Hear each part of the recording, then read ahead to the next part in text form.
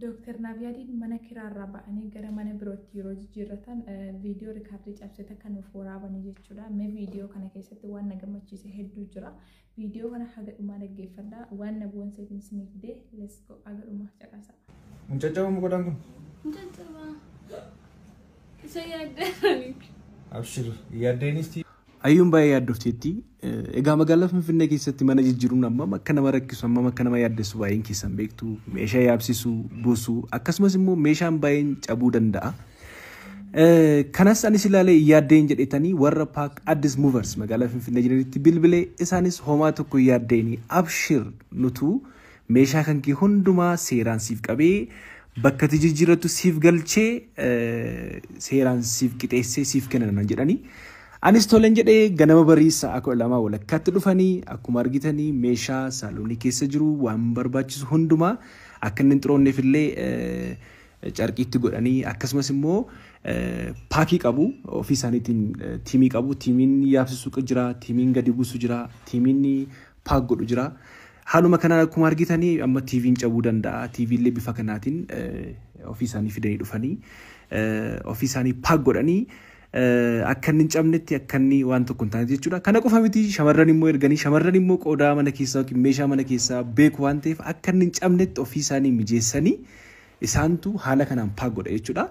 Shamarran akka kanatti paak erga godhanii booddee meeshaan jiru hundumtuu kan manyitaa yookiin immoo kutaa ciisichaa keessa jirus kan iddoo garaagaraa jiru hundumaa erga paak godhanii booda amanamummaadhaan isiniif fe'anii nuuf fe'anii argaa jirtu akkuma argaa jirtanii achi booddee kunuun baanee baabaa wajjiniini gara mana keenya haaraatti egaa ayyuun kun mana haaraarra jirti gara mana keenya haaraatti deemnee isaanis immoo siifuu dhuwaa miti mana kee haaraa keessatti illee nutu siif mijeessee nutu haala toora siif qabsisee deema jedhanii haaluma argaa jirtan kanaanii meeshaa jalqaba mana duraa keessaa baasan mana kiyya haaraatti galchaa jiru jechuudha. Haala kanaan mana haaraatti galchaa jiru akkuma argitanii kichinii keessa immoo shamarrantu jira. Isaantu beeka waan ta'eef ayyuu waan tokko yaaddeen nuuf sirreessedhanii. Haala kanaan sirraa'ee manni keenya kunoo manni haaraan bifa kanaan nu bareechanii mana keenya haaraatti gallee saaloonii isaa akka kanatti kichinii keessas wanta barbaachisu hundumaa godhanii hanga sadarkaa kutaa ciisichaa keenyaallee sirreessan jechuudha. Kuni kutaa keessummaati bakka keessummaan ta'udha akkasumas immoo kutaa keessummaan ciisu akkasumas immoo kutaa ciisichaa keenyallee even kopheellee bifa kanaatiin isaantu nu mijeessee mana ciisichaa keenyas nu sirreessanii mana keenya nuuf bareechanii deemanii guddaa galatoomaa isiniin jenna. Kanaaf namoonni ammas mana jijjiirachuuf feetan yoo jiraattan meeshaa kana buusii kana yaabsisii kanatu cabee jettaniitu yaaddeeni tiimii isaanii guutummaadhaan dhufanii mana keessan isinii sirreessinaa isinii jijjiirraa isiniin jedhu. Dhugaa dubbachuuf viidiyoon kun hedduu takka natti tolee hedduu takka dasna jedhe jechuudha. Yeroo nama Oromoo ta'e takka jireenya fooyya'aa ta'e bakka jireenya gammachuu qabu jiraatu hedduu takka na gammachiisa. Maashaallah jira jireenya barakaa Rabbi haa godhu. Yeroo baay'ee Oromoo rakkatu, Oromoo beela'u, Oromoo gadadamuudha wanti nu miidiyaa kanarratti arginu yeroo baay'ee wajjin dhiphataa oolu jechuudha. Oromoo xiqqoo jireenya fooyya'aa jiraatu hin arginu jechuudha. Akkasuma immoo dhiironni Oromoo akka Dr. Naviyadii kana jireenya fooyya'aa ta'e tokko jiraachuu danda'an gaafa isaan intala Oromoo intala dhiiga isaanii takka fuudhanii wajjin jiraatan hedduu takka na boonsa jechuudha. Yaa amma maashaallah maaliif Dr. Naviyadii jechuun nama barnoota keessatti illee nama hedduu wal baruu danda'udha. Bakka hojii isaatiitti illee namoota miindaa gaarii qaban saba biraa sabaaf sablammii namoota gaggaarii yookiin immoo namoota birrii qaban nama hedduu arguu danda'a jechuudha. Garuu kana hunda dhiiseetu intala biyya isaa intala Oromoo fuudhee jira jechuudha. Kanaaf hedduu takka kanaaf isin dinqisiifadha. Rabbi jireenya isaa jireenya barakaa haa godhu. Akkasuma immoo waan isinitti himuu barbaadu yeroo baay'ee biyya baaneen inaan jireenya fooyya'aa jiraachuu dandeenya jenneetu kan of murteessinu.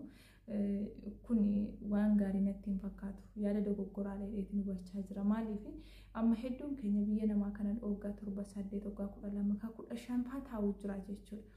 Garuu wanni inni manatti godhu yoo baay'ate kan mana biyyoo iyyuu ijaareen baafannee fa'ii jira jechuudha.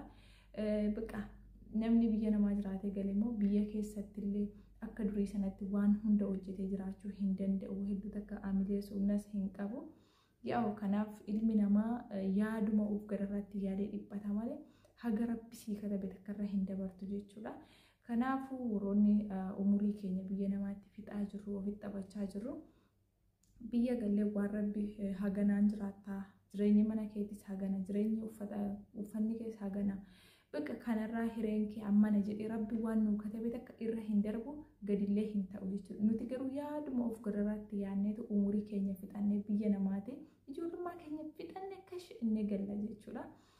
Kanaaf jireenyi carraadha bakka jirtutti yoo rabbiin hireessii godhe sanuma bakka sanumarraa milkoofta jechuudha. Akkasiidha dooktarii keenya inni maashaallah dhiirri kamiyyuu jechuudha jireenya isaa keessatti haadha manaasaa jireenya gammachuu qabu tokko jiraachisu akkasuma immoo haadha manaasaa gammachiisaa maatii isaallee jireenya gammachuu qabu takka jiraachisu hawwii qaba jechuudha. Dhiirti kamiyyuu garuu kan namaa guutu kan nama dandeessisu kan irra nama dhaabu rabbi jechuudha. Hiree malee wanti hundaa hin taatu. Kan amma biyyaa bahee jireenya fooyyeffadhaatti kanan godhadhaatti kan fayyaasaa dhabee galee waa hedduu ta'ee jira. Ogguma meeqa iyyuu lakkoofsisee kan immoo uummata akka iyyuu jireenyi isaa jireenya gadii malee oliin taane meeqa jira. Yaa kanaaf jireenyi carraadha waan ta'eef yoo gallee waan rabbi nuu hiree sanatti jiraanne wayyaa kan jedhutu na keessa dhufe jechuudha. Yeroo baay'ee namooti biyyaa hin baane jireenyuma fooyyaa ta'e takka jiraatu jechuudha. Maashaallah rabbiin Oromoo gammadu Oromoo jireenya gaarii gammachuu qananii jiraatu rabbiin waa agarsiisu. Maaliif yoo sabni kee waa qabaatee si gargaara gaafa rakkattee yoo jireenya fooyyaa takka jiraate ati rakkattuu ta'uu argee isumas bira dhaabbataa walitti naafu walitti jibbuun gaarii miti. Kanaaf dhiirti shamarri kamiyyuu dhiiruma ishee gammachiisu qabeenyaanis amalaanis waan hundaanuu dhiira ishee gammachiisu barbaadde waan ta'eef rabbi hiree namaa tolchu hunduma keenya rabbi jireenya gaarii nuuf haa qoodu. Akkasii dooktarii keenya dhugaa dhiira jabaadha nama jabaadha maashaallah rabbi irraa haa jaallatu ilma isaa ilma abbaa caalu ilma maqaa guddaa qabu ilma biyyasaaf sabasaaf abbaasaaf maatiisaaf waan guddoo godhee nama hundaa yoo boonsu siif haa taasisu jechuun barbaada. Ammas dhiironni keenya yeroo hundumaayyuu jireenyi keessan gadis haa ta'u olis haa ta'u intaluma shamarra Oromoo namuma dhiiga keessanii filadha. Isiniin jechuu barbaada yaa yeroo baay'ee biyyaa baaniif nu darba jennee biyyaa bahurratti tarkaanfii fudhanna. Nama biyya keessatti rakkatee leestiroo xaragullee taatu nama biyya keessatti rakkatee waan kamiinuu hojjetetu gaafa bal'atullee bal'ina sana keessa jiraachuu danda'a jechuudha. Yaa kanaaf biyyaa baaniif hin duroomanii jireenyi carraadha.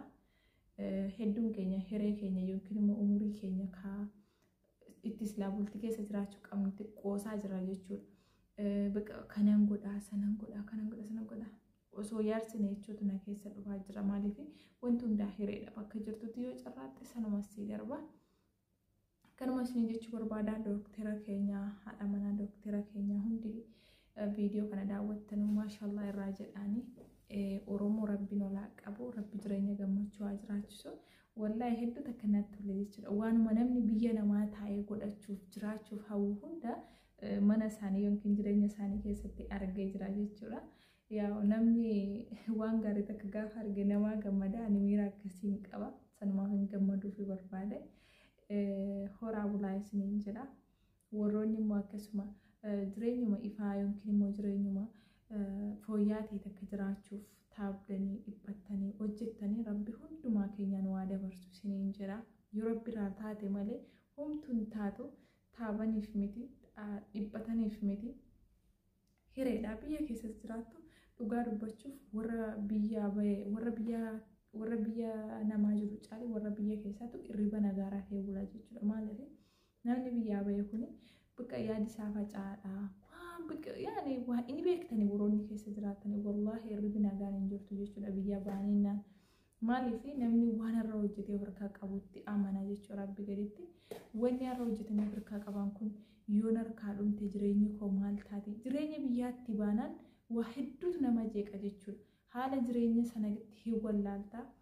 Asii waan ati hojjettu waan galtee biyya keenya keessatti osoo miliyoona qabaattee hojii uummachuun si yaaddeessaa. Hojiin sun sirkaan deemu nama baay'eetti kufee akkasii galatooma viidiyoo kanarraa gorsa argattu warroonni yeroo ofirraa gubaa jirtanii bakka jirtanitti carraa gaarii isiniin jedha maashaallah jedha dooktara keenyarra maashaallah rabbi barakaa siyaa godhu jireenya kee jireenya gammachuu siyaa godhu oromoo hunda rabbi naa